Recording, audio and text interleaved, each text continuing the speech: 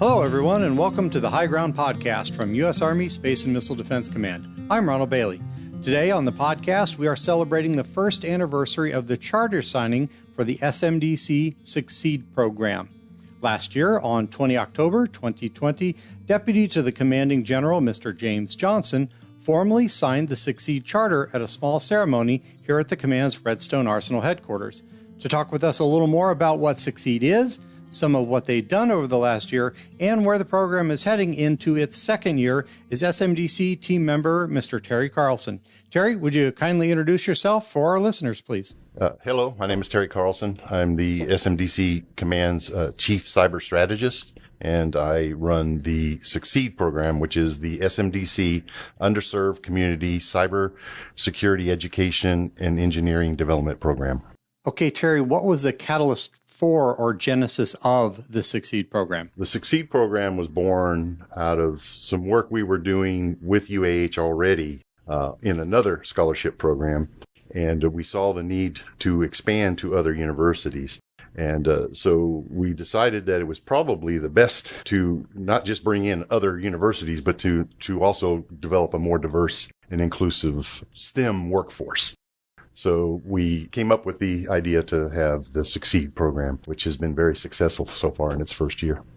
Okay, Terry, talk us through a little bit about how you started up, who's involved, and how you developed your charter's goals for the year. So it was actually, we're still kind of learning some things, right? Chase Golden, who is my primary point of contact in SMDC for this, we both of us are new to working with interns and stuff like that. I've worked with schools a lot, and I teach as an adjunct faculty member in some schools as well. So I had an understanding of how schools work and all that, but it's still kind of growing pains of starting a program. But we did a lot of good, successful things here in the first year. We, of course, signed the charter. We have 8 members. And that's Alabama A&M University, Alabama State University, Tuskegee University, the University of Colorado in Colorado Springs, the University of Alabama, Huntsville, the Alabama School for Cyber Technology and Engineering. Then we have 2 nonprofits that service high schools, underserved community high schools. One, the BVPA of Huntsville, and then also the LeBlanc Foundation, which serves the Wiregrass area down around Fort Rucker. So those 8 are board members of the Succeed board, and so we set kind of our goals as a board and what we would like to accomplish. Okay, so how many students or interns do you have in the program, and how are they distributed throughout the command, supporting all the different enterprises? To date, we've got over 24 interns already working for SMDC in various capacities. We have some working for our G6, both here in Huntsville and in Colorado. And Terry, G6 is? Oh, G6 is our kind of like the chief information officer, runs the networks, those kinds of things. Thank you. So we have in our policies and plans division, we have them in our cybersecurity division. We've also got them in our network enterprise management division. And then we've got 3 interns working for the G8, which is our money people. The G8 are the money folks. And so they're learning the trade there and working and doing very well. They are our first 3 outside of the what we call the true STEM, right? Finance is math, but they are working out quite well. We've also got 2 interns coming in to our tech center to work various roles for them. We've got 2 on the way into our RTS Operations Center in Huntsville, Rock H we call it. We got 2 interns that are going to be working for them. And then we've also got another intern that's coming in to work for us. The rest of the interns, because they go to schools like Alabama State and Tuskegee that are remote, do remote research projects for us. And they've done a lot of great and are working on a lot of great research projects. We've got students looking at artificial intelligence and machine learning.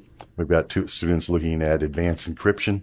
We've got students looking at just cyber tools in general that we can potentially employ, both in the proprietary and open source arenas. We've got students working on software insurance. And then we've also got a small group of students that are working on how do we integrate cybersecurity into the various levels of the acquisition process, which we think is very important. So quite busy, doing a lot of good things. And this is all in the first year. How often or how much do they work, Terry? Are they part-time? Are some only during the summer months, for example? Do they only do so many hours a week? Talk me through that. Okay. So when we bring on our interns, we look for juniors and seniors, right? Whether they're in high school or in the university settings.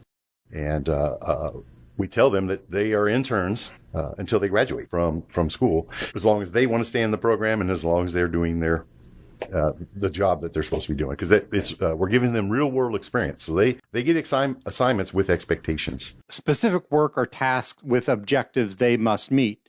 But you also said real world. So not things that are just made up for busy work, actual work the Army needs performed. Yes? Exactly. So we don't make up work for them. This is the results of what they do research on. The ones that are doing our remote research, for instance, feed into either more detailed research projects that we ask them, or let's say if it's a high school student doing it, we maybe take that next level to the college students, or we take the results of that research and start to integrate it into research that we are doing or actual projects that we are already doing. For instance, the artificial intelligence machine learning project. We already have an ongoing effort with one of our industry partners, and the results of the research that the students are doing, we feed into that. Okay, kind of back to my question about how much, when they work, and how often they work. So we ask them that during the school year, to work 10 to 20 hours a week, depending on their schedules and how it works. And so we have students that work pretty much that whole spectrum, right? Some of them are around 10, 12. Some of them bump right up onto the 20. And then during the off time, like during the Christmas breaks or summer breaks, they can work full-time, full 40 hours a week. What's onboarding like for these students? I know they work for different directorates doing different research and other projects, but is there somewhat of a common theme aside from the obvious STEM implications? Talk me through that onboarding process. So the process is we bring them in. They go through what we call the CFI modules. It's a Cyberforce incubator. It's a set of modules that the UH has, the University of Alabama, Huntsville. And they go through those to get a good cyber flavor. And then some of them work cyber, some of them work other engineering efforts, but we want them to have a cyber flavor to it, right? Because part of our charter is the cyber strategist is to increase the command's cyber hygiene, right? So we're bringing in this young talent with the theory that they'll come in with that cyber mindset and it'll propagate through. Do the students come to you with any particular sort of degree background? Does their work with us typically coincide with that degree path for them? Or does it possibly even influence their academic choices? So it depends on the schools or where they're at in their programs, but most of them are STEM focused, right? Where their plans are to go to, like the high school students, to go to college and study some sort of a engineering or cybersecurity or computer science type degree. The ones that are in college primarily come from either the computer science, management information systems, cybersecurity, those types of degrees, with the exception of those three finance folks that are finance, accounting, business majors.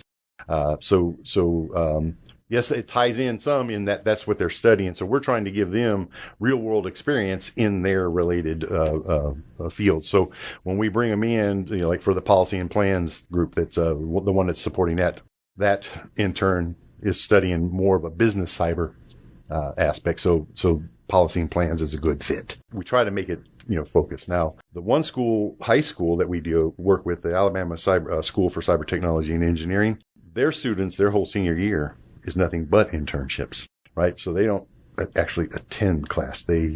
So we've agreed to work with them and bring in up to 5 interns during their senior year. Right now we have 2 that are juniors, right? The school just started last year. So we made an exception and had 2 sophomores in the program from that school. But so they'll be with us for 3 years total. Let's talk about the balance of power in the program, if you will. It sounds like the Army definitely benefits from having this research and other work done for them, probably saving a good deal of money along the way. But let's focus back on what the students gain from this. We talk that the work they have done and will continue to do is real or real world, as we said, not just made up work. Great for a resume, as I can see. But more than these resume bullets, we're actually talking a potential for these students to be hired right out of college. Do not pass go, do not collect $200, but pick up your new badge here at SMDC. You're hired and your rewarding career as a civil servant in the Army starts now. Yes? No? So yes, you're right. They get real world experience. It also, for the younger, right? So the high school students and even really the juniors in college, it kind of solidifies, is this really where I want to be and what I want to do? But our biggest hope is that they'll see that working for SMDC and or the Army is a good thing, right? And that the young talent that gets away and goes to the Googles and those kind of places maybe give us a shot as a career opportunity. So they get that. That Cyberforce incubator modules that they go through, the cyber is very good. As a matter of fact, we're going to expand that this year. That's one of our big new things is that we're going to offer at least at the beginning here, the top performers in those modules, the opportunity to obtain a Security Plus certification. And if they get Security Plus certifications and they put that on their resume, that's gold for them. So our ultimate goal is that we are going to try to hire as many of these interns permanently to work in SMDC, either as contractors or government. In fact, the first 3 that graduated, we hired one of them. The other 2 moved out to one went to Maryland and one somewhere in Birmingham, I think, or Atlanta. But we did hire the one that did stay locally. And so she is working for our G6, our network folks. So that is the ultimate goal, is to hire them in. But if we can't, we're going to help them look for positions with hopefully contractors or other government agencies here on the arsenal. And they'll have the experience, certifications, and we think that gives them a leg up on a lot of other students. So, Terry, are we pretty much locked in on our way forward now after this first year with the schools and number of interns? Is what we have now ideal, or are we looking at further expansion in the second year? So we're in discussions with the University of Colorado Boulder to add them to and they've been talking to us off and on here for a little while now. We are also looking to expand to a high school in Colorado. There's a high school that has an affiliation with the University of Colorado in Colorado Springs. So we're going to speak with them about potentially having some high school students work in our Colorado office. And then we're also talking to the University of South Alabama to expand our program all the way down to the farthest reach there in Alabama. So we'll have all the way from the north to the south covered. We've had some interest from some other schools in other states, expressed, but mostly right now they're just kind of feeling out, and what is this? What's the program? Because it has, through some of these news articles and stuff that they've seen. So we're also looking to kind of more formalize our process for selection and how we determine where to place students and building up our pipeline of projects we'd like them to work. So we are expanding internally our reach into other organizations within SMDC to find out what are their cyber touch points that they are interested. So that helps us as the strategists to do, form our strategy, but also helps us decide on what kind of projects we need to then support that and to support those organizations. So the Tech Center, like I said, was just one of our first new one, and the Rock H is also a new one. So we'll expand those, and we'll also look at some of our other critical mission areas as well to see if there's interns that can come in and support them, or if we can do some research projects to help support their efforts. Can you give me an example of one of those critical mission areas in SMDC the program hasn't reached out into yet, but you'd like to? We're really looking now more on the missile side, because we got a lot of space stuff, already kind of covered in satellites and ground stations, but we're looking to expand the missile piece. Mr. Carlson, Terry, thanks so much for joining us here in the High Ground Studio to recognize the program on its first anniversary of the charter signing. If you'll permit me this small play on words, I think it's safe to say it has succeeded. Anyway, as always with interviews on the podcast, last word goes to you. Anything you'd like to reinforce from our previous discussion points, or anything I haven't asked that you'd like to address before we go? All right. So first, let me say that one of the other new things that I failed to mention is that we're going to have some at-large students now as well. So it's small, right? So you don't necessarily have to be associated with one of the schools or nonprofits that we do. So we're going to get a couple, 3 interns from what we'll call at-large. But if they're interested, they just need to go to the SMDC website. We have a webpage, and the contact for myself and Mr. Golden are on that page. And they can just reach out and touch that, and we're happy to send them more information and answer any questions they have.